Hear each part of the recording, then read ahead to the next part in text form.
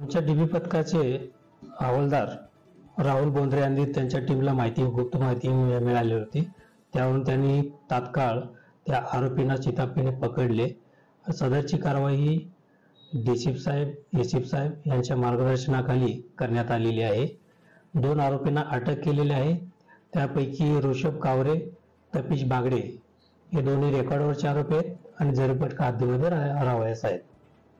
त्यांच्याकडून लॅपटॉप, चांदीचे दागिने, इतर काही मुद्देमाल असा एकूण टोटल 1,78,000चा मुद्देमाल जप्त करण्यात आलेला आहे आणि हे आरोपी रेकॉर्डवरचे आहेत, अट्टल गुन्हेगार आहेत।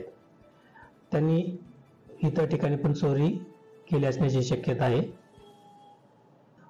एक आहे ऋषभ कावरे, वय 22 वर्ष, तपीश बागडे वय 21 वर्ष, हे दोघे जरीपटका हद्दीमध्ये राहणारे आहेत। हे दोन्ही आरोपी जे ग्रिल आहे, ग्रिल तोडून चोरी करण्याची पद्धत आहे यांची आणि इतर नागपूर शहरामध्ये चोरी केल्याची शक्यता आहे।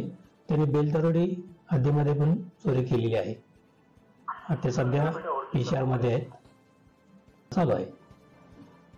सदरची कारवाई पोलीस हवालदार राहुल बोंद्रे आणि त्यांची टीम प्रफुल्ल, संदीप, सितेश यांनी केलेली आहे।